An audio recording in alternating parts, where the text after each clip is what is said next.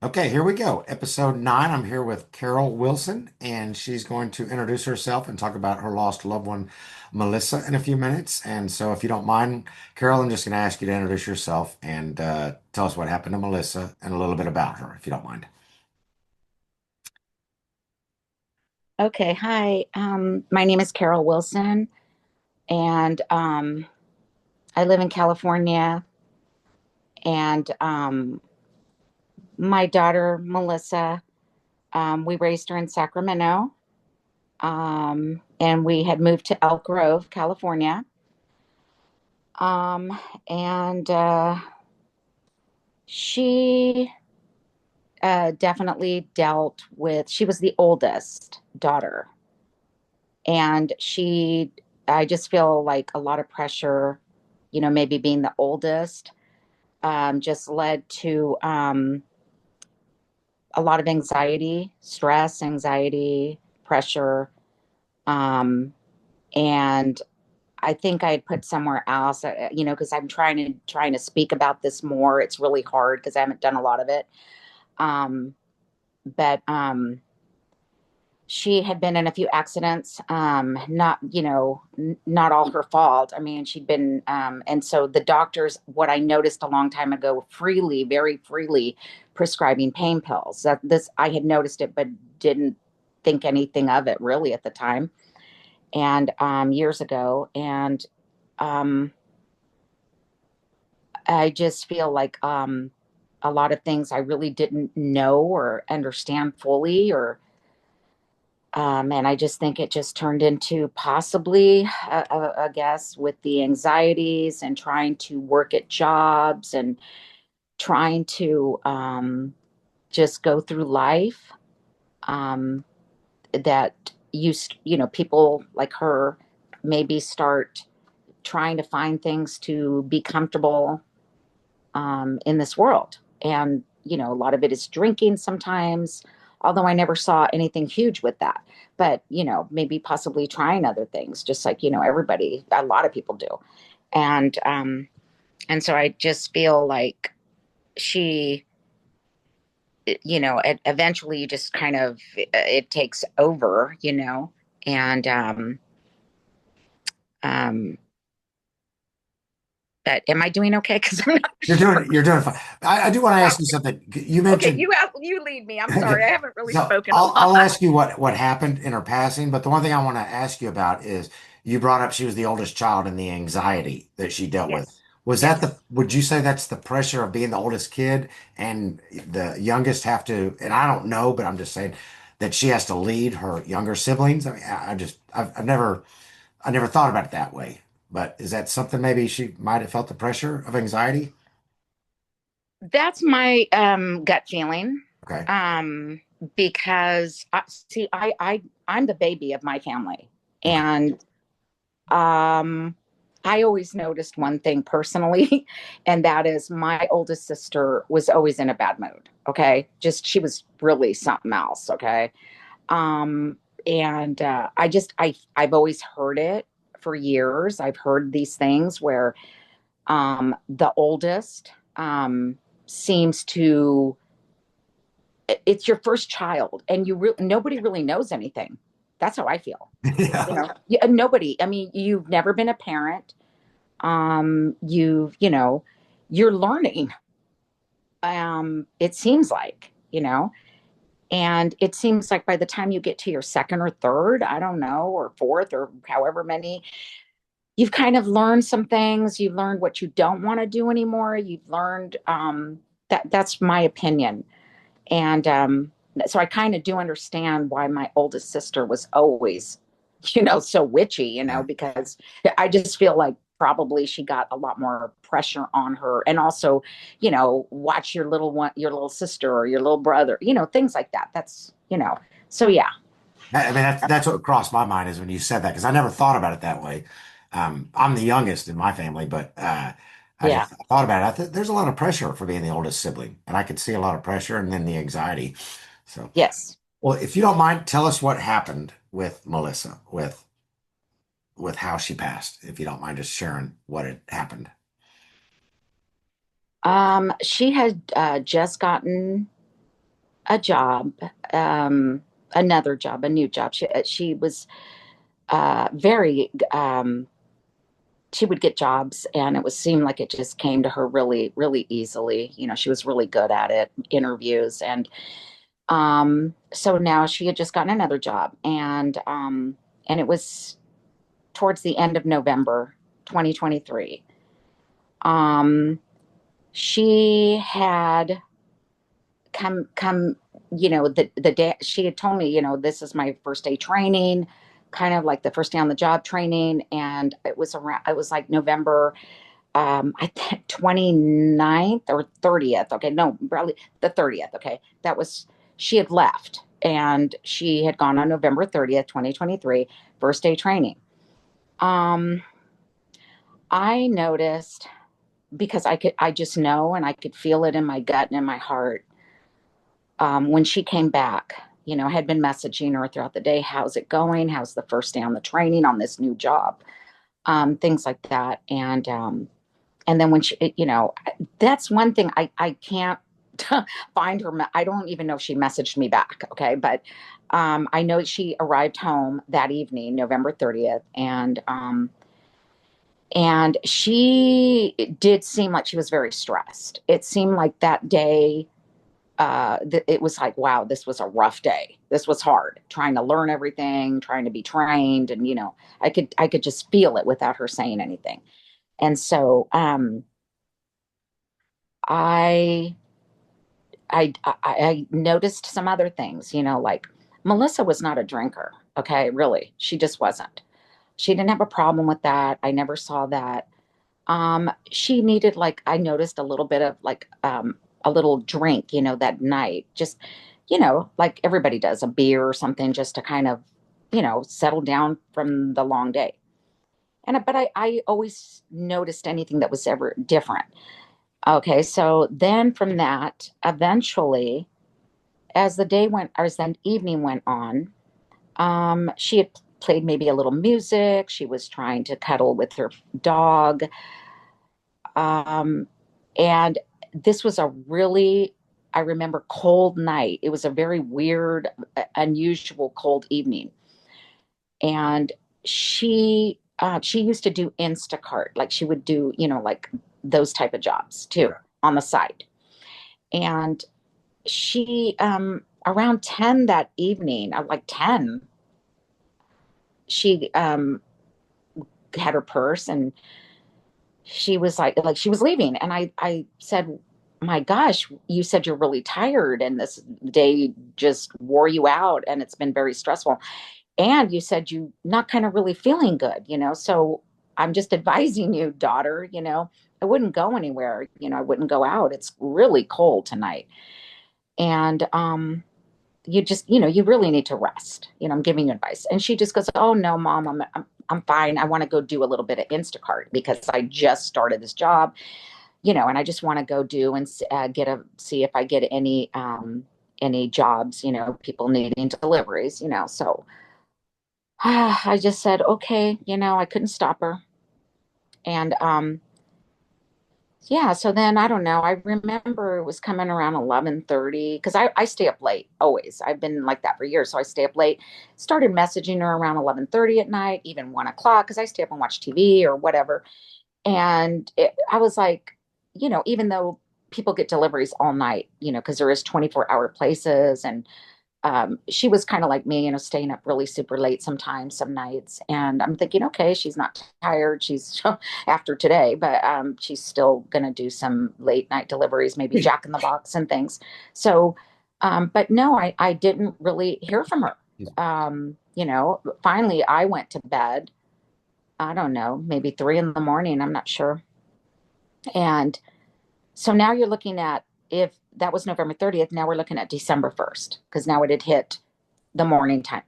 I was laying in bed and I heard noise, and it was some unusual hour.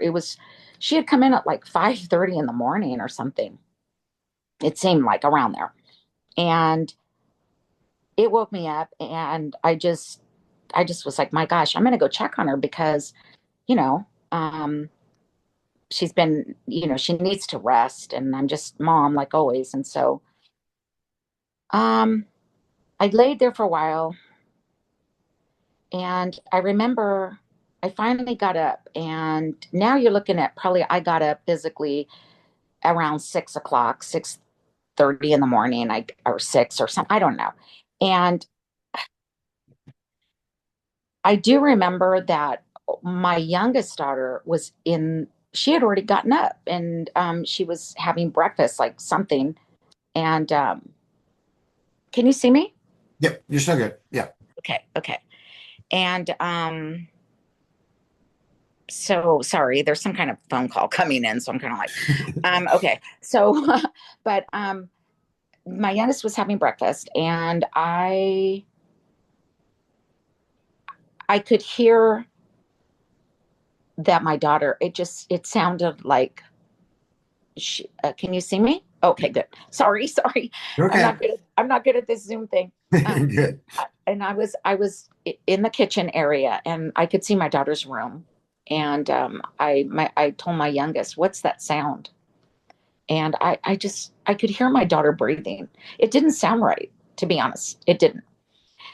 My gut instincts, I said, "What's going?" My youngest said, "That's Melissa. She's snoring really loudly."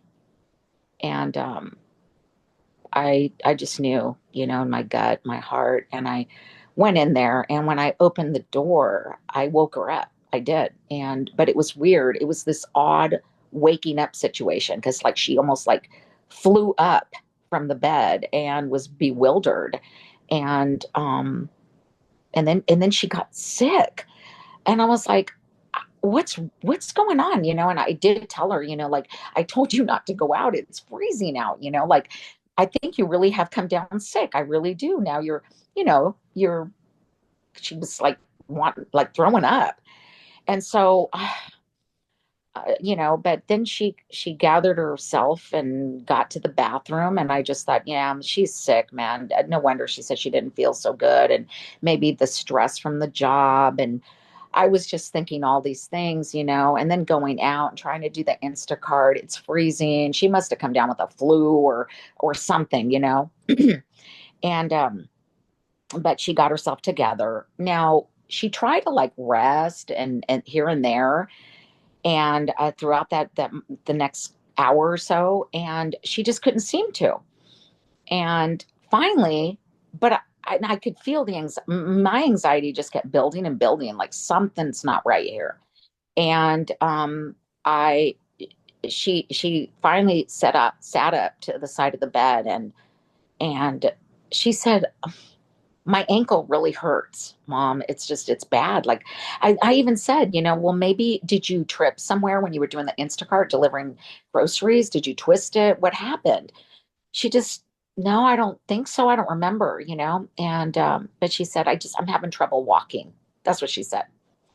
And I'm like, uh-oh, what's, and so she eventually she just said, I'm gonna go to urgent care. And I was like, oh my gosh, here we go again. And I'm going, just, you need to rest, you need to rest. But no, she just insisted. And I remember her going out to the car, and I was inside the house, and I couldn't go back to sleep because I could feel my anxiety, and I started drinking coffee. Like, what do I do? What do I do? I was so tired too. I was exhausted to the point of wanting to fall over. And so I remember I did go out there. I heard the car running, and I went out there like twice separate, like I walked out there, I'm talking to her, and rolled down the window. I said, it's really freezing. I can see my breath, Melissa. Just this is how cold it is. And I try to talk her back in. Nope. So I go back in, trying to figure out what to do. I go back out again, and again trying to talk her back in. And I couldn't do it, and then I did think, of course, it's split second, like I need to wake up. I need to wake up and get dressed, and I'm going to go with her to urgent care.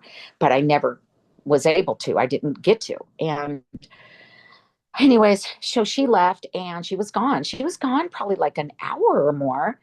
And I did start messaging her, but the one thing that I did message her is I started looking at urgent cares in our area.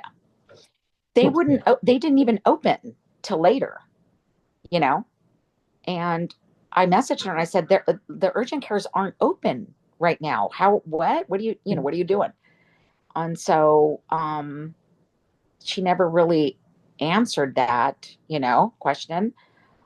Um, and then eventually, she came back and, she,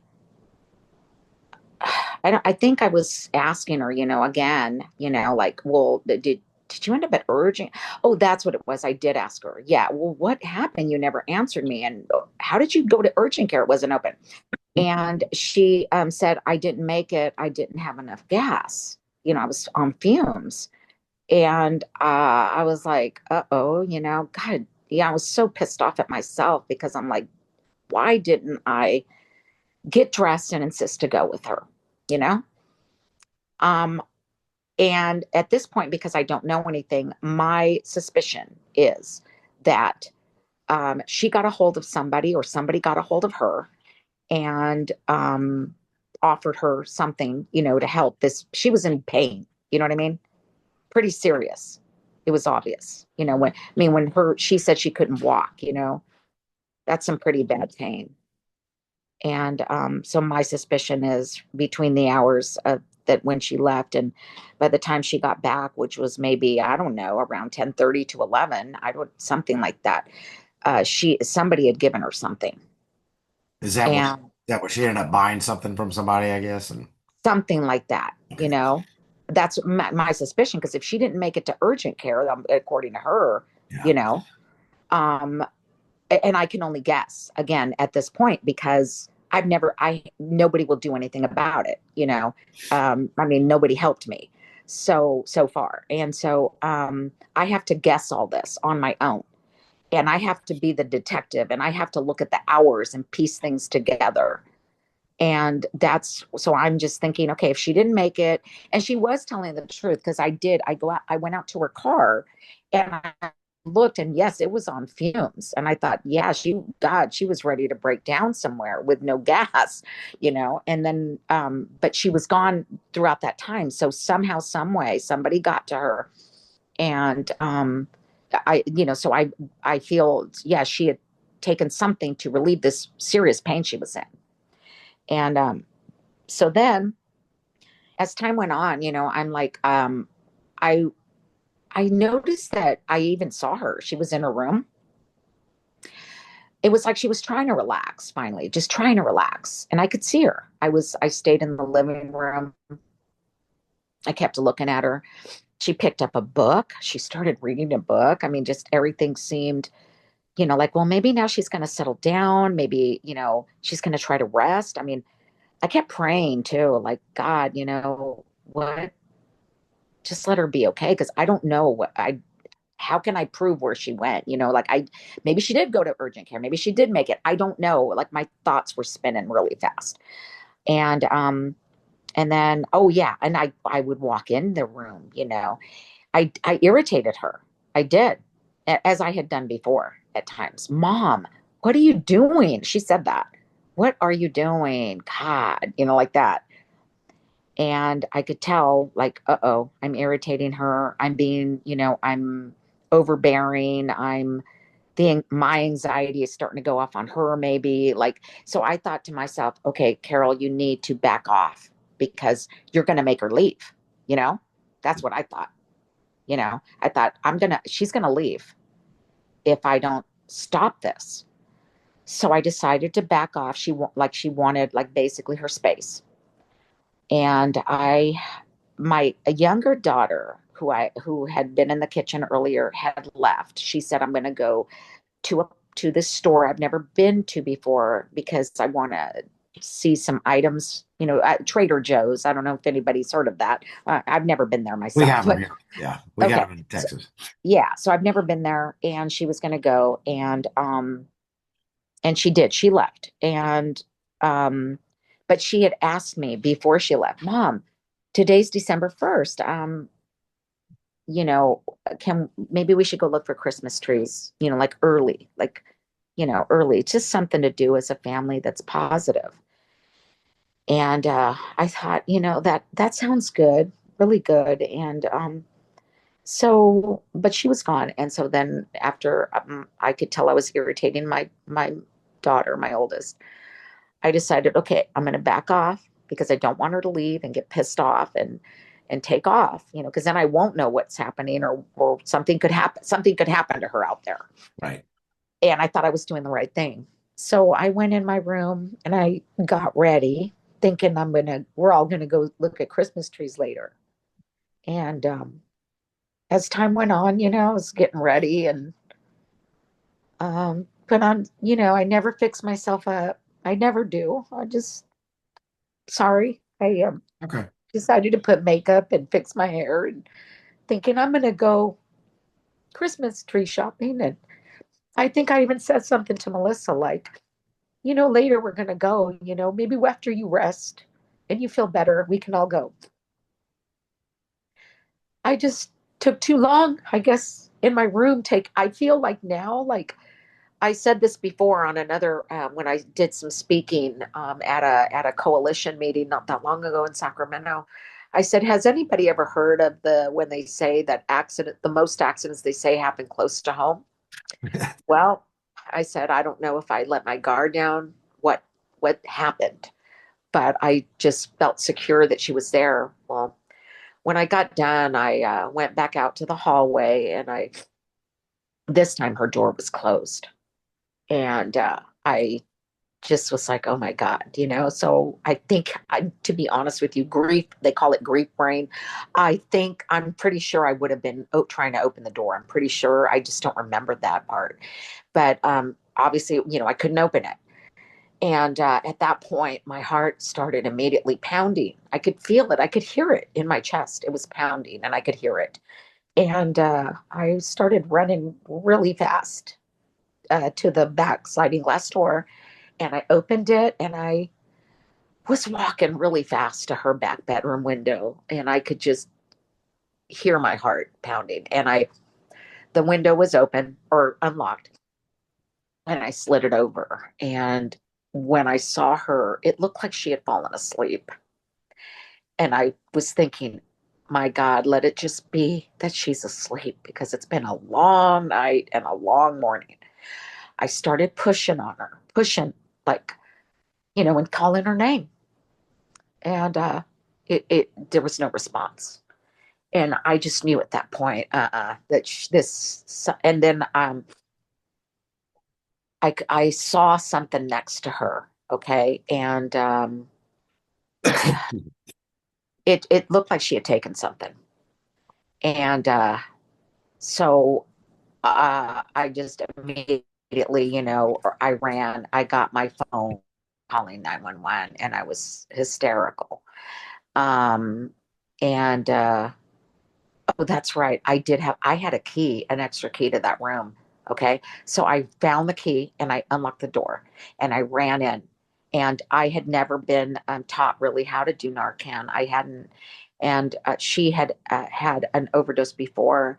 And when we were at the hospital, the hospital over here where we're at, it was like, a lot of stuff just felt like it was being downplayed and trying to do her HIPAA, whatever.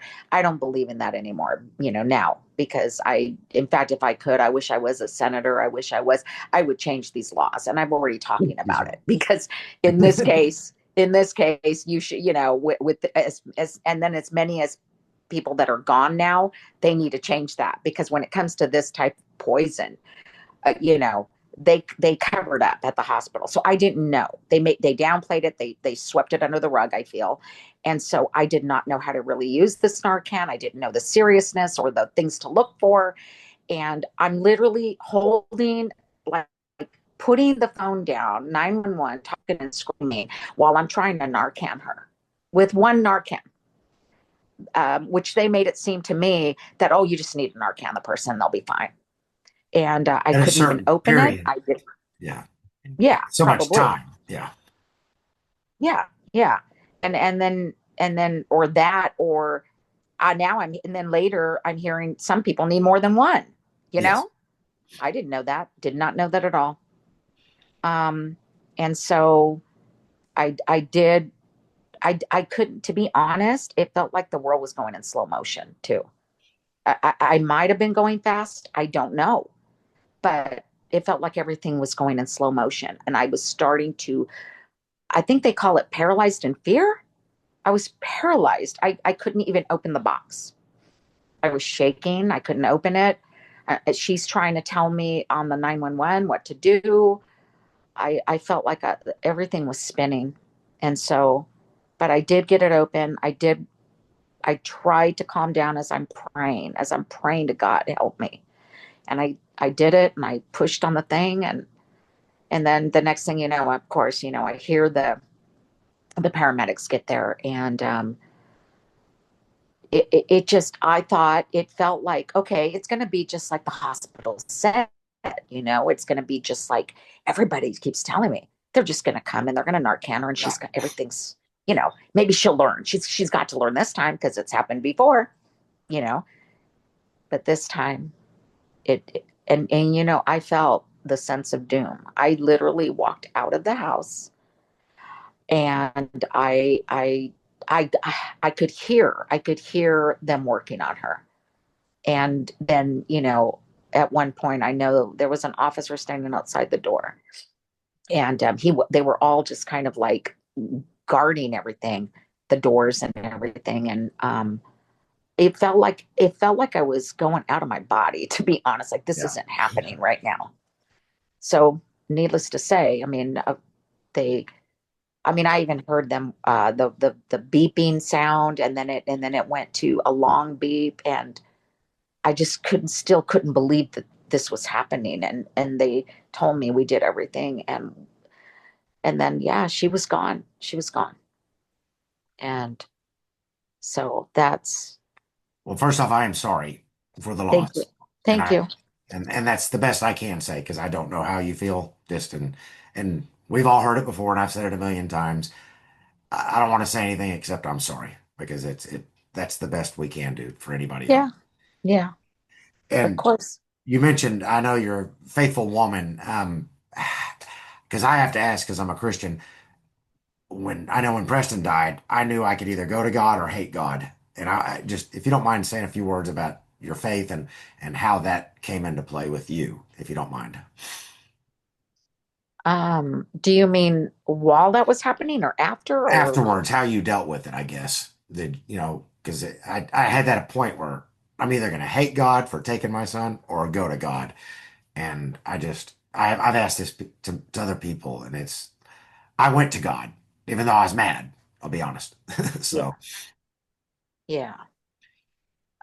I've always believed in God. I was brought up myself, in church and believed in God but uh for years though, when I saw her suffering, my daughter, um starting to suffer, and I mean, I prayed and prayed and prayed nonstop and asked for prayers and get on prayer groups and do prayer chains, and I just never could understand why can't this be taken away? yeah, You know? Why, God? Why? Why can't you stop it? Take it away. But and then when the ultimate worst day of my life happened, yeah, I was just really pissed off yeah, at him, you know, because of course, but no, I did. Regardless of anything being mad or not, I felt like that, they say his will. You know what I mean? yeah, oh, yeah. That's the only thing I could understand is that his will, you know, because I try to understand that they said that even when we're born, they say that God knows our future. We don't. Yeah, That he knows the day we're going to be born and he knows the day he calls us back. yeah. And I try to understand that. Um, but still it doesn't make the It pain doesn't any. help. No, Yeah, no, I've no. heard it a million times. Preston's in a better place. Yeah, Yeah, he is, but I still miss him. So, exactly. yeah. So, Right, right. well, Yeah. you Oh, have mentioned that you're doing some coalition and some speaking, and that's one of the reasons that I'm trying to do this video is to share okay. with people that after we lose somebody, that we can try and move forward, even though it's tough, and help other people out. So, if you maybe can speak a little bit about some of the speaking and what your goal is later, and if there's anything that you else want to do to share. So right now I'm only at, I call it only, I guess, I don't know. To me, well, I'm 20 months out from losing her. And my first speaking was I went in May to a Angel Moms gathering, I get, event, and it was at a park in Sacramento. And I brought Melissa's poster and I did speak. That was very hard. I could barely breathe and talk. I was breaking down, but I did it. And so I whatever I did, and how I said it and everything, I definitely sent a message. I touched several people because there was people that came up after and I was trying to get ready to go home and leave and people were stopping and hugging me and saying thank you, thank you. Like I don't know, they had that look like I'm going to really think about my life Good. right now and my family's life or whoever they had issues with or who they were worried about. And so that was my first one, and only my second one was recently in July. It's called Sacramento Opioid Coalition, and they're the ones that actually made the poster for me when this first happened. And so I went there and maybe I'll try to share some pictures with you of me at the meeting. And I was like, they called me the guest speaker. And so I told her story there, pretty much what I told you. And so I spoke there, and I'm not really good at technology. I know that the lady there did say I was making some kind of a difference. There was a lot of it was Zoom too or something there, and she said that, oh my gosh, I'm getting so many comments right now. And she goes, but I'm not going to tell you right now, Carol. And I go, yeah, don't tell me right now because I'll lose it. So I said, I'm trying to stay strong and breathe so I can tell this story. And then my suggestion,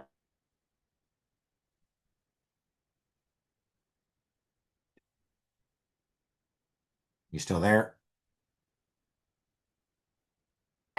now we have what's called a, oh my gosh, I can't remember. I don't know the word, but it's another meeting, but it's a bigger one. And I don't remember the name, but it's the same there. And also organizations like maybe law enforcement, maybe like the DA's type of people and Right. things like that. And I can't remember the name. I think it's like a not a Senate meeting. I don't know what they call it, but it's bigger. So Well, the biggest thing that you're doing is you're sharing Melissa's story. yeah, And it doesn't have to be a meeting or anything that I've learned over the past 4.5 years. It's just even if you're walking down the street and you talk to somebody, yeah, that's yes, that's honestly the best thing that any of us can do. We can all get up on a stage or do whatever, but the biggest thing that we can ever do to save a life, the way I yeah, feel, is if I right, share my story one time with somebody, that one person might listen to me. And yes, that's the biggest thing. So it doesn't have to be that we have a nonprofit or anything. yeah, It's just that you're going out every day, Carol, and if you're at, I don't care, uh, Chili's Bar and Grill, and yeah, you hear your story, somebody might listen and you save a life. And that's yes, always been my goal. And I tell everybody else is just share the story with somebody once a day and you yeah. might save a life. That way, Melissa and Preston, they didn't die for anything else but to maybe save somebody else. That's the best I can say. So, Yes, exactly. yeah. No, you're right. And that's why I have I mean, I like you and so many of us, this is our club and we Yeah. meet so many wonderful people. We all understand each other. Nobody, it seems like a lot of people don't, and what we do. And like, I have some special angel moms that make pictures for my daughter, about my daughter, and that I just adore. And then, everybody doing their special things like the traveling, like you did with the waterfalls, things that a lot of us can't do. And I know that recently one of the moms, angel moms, made me, a graphic, and now I have a shirt. I got my first shirt from her. She made it for me, and I love this quote. I just had never heard it really, and but it's Genesis 50:20, um, and it's basically saying that you intended to harm me, Yeah. you know, but I don't know it exactly. I'm not so Yeah. great. But you intended harm for me. But then it finishes at the bottom of it. Now it's just said, but now I'm saving many lives, Yeah. So and that's referring to our angels, when we get them out there and we get their stories and their pictures and everything, that whoever these evil, everybody that was involved in this evil, now our angels are actually saving lives Yeah. so that nobody has to go through this horrible, horrible, excruciating pain, you know. It's it's horrific, and I'm glad you mentioned the club. We've all said this, where our club is full. Yeah, I yeah, mean, and I yeah, don't want to be a part of it, but you didn't no, want to be a part of it. And but I appreciate everything you shared, Carol, and please send some photos over, I and will.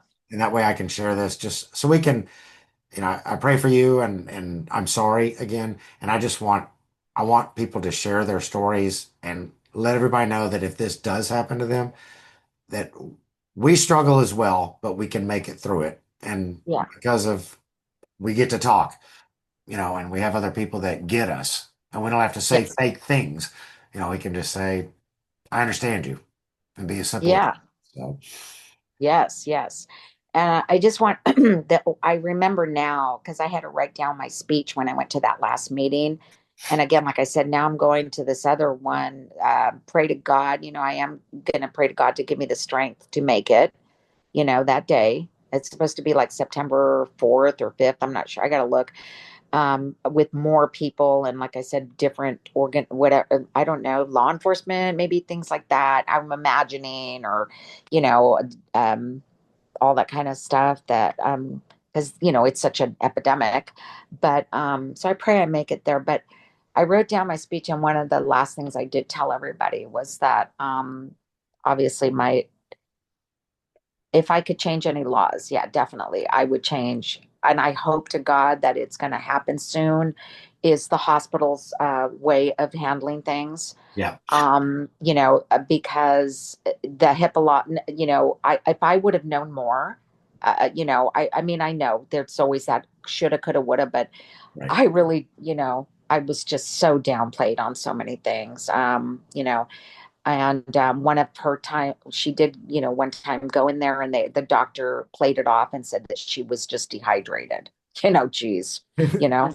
Then I do remember that even an officer showing up with her, and they hid it from me because they were protecting her or whatever, her rights. Well, when people are in grave danger like this, things got to change. So I did tell people, that you have to be an advocate for your loved one, and do not leave the hospital ever. Do not let them release them, because this poison runs through the system, and they don't even have to touch it later, it can, Yeah. so that, and then the other part was that, um, you know how to use I didn't know, and the guilt that I have to live with for the rest of my life because of me thinking that I was bothering her. And I didn't want her to leave. I didn't know what to do in that instance. You know, Here I thought I was not going to let her leave to go out there in this world, and something happened, and it happened right there, right almost under my nose. So, Well, we as parents, I feel that our biggest job is, yes, there can be laws that can be changed, and we can all fight in legislature and do everything else. But our main goal, I think, as a parent or somebody that's lost a loved one, and it could be a sibling, whoever, our biggest job is to share the story and to get Yeah. out there and prevent because, like you said, maybe her ankle was hurt or maybe it wasn't. And she went out there and got a pain pill.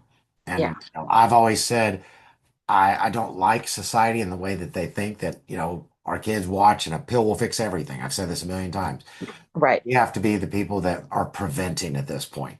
But we Yeah. still have to, yes, fight for legislature, hospitals, laws, Everything. Yeah. police. No laws are going to change the way a child is going to sit there and experiment. It's not going to happen in my Right. eyes. They're going to experiment. They're going to try things and they learn from their mistakes. It's just not like when you and I were kids. No. Learn from your mistakes. We got a spanking or we got in trouble. Now you Yeah. make a mistake, you're dead. And that's what Yes. I don't want people. We can't have that.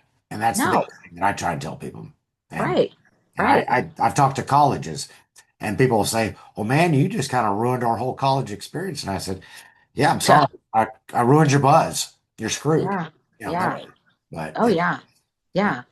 Exactly. We lived and learned from our mistakes, but now this is deadly. yeah, And so but I like I said, I wish I would have not walked away, and I wish I would have, I checked a million times before. The checking was so out of control, calling or texting or checking, find, everything. I started worrying before. I just felt like something was coming. You know what I mean? And someday, and so, but and all that, and she was far from me several times, sometimes out of town, and that, and you know what, God protected her all those times, and I don't know why, right there, right next to me, almost right under my nose. So don't ever think that something can't happen, like, you know right there, because it did. And I tried to search for answers for that. yeah. And one of the things I do feel, I hear these stories where people have to find their loved ones in under this epidemic, horrifying situation, somewhere else, like in another town, or they get a call, that we found your son or your daughter or your loved one, somewhere else. So, Well, Carol, I um, will say one last thing is I know the guilt part of it, and yeah, I'm not giving advice because I'm only giving it to myself. I feel that guilt all the time yes, with yeah, things that I wish I would have done different. Uh, yes, Try not to, because that's what I tell myself. And yeah, the guilt's not going to do anything. We were no, not given a book on the day our child was born that said, right, well, we got what to expect when expecting book, but it didn't have anything about, the other things in life. But yeah, um, yeah. thank you so much, Carol, for sharing, and God bless you, and thank you. Thank you. Okay, you're good. We got family now, so Yeah, thank you. thank you And so much. I'll send you pictures. Thank you. Thank you. Have a great evening, Carol. You too. Thank Okay, you so much, Mike. Okay, bye bye. bye. Bye bye.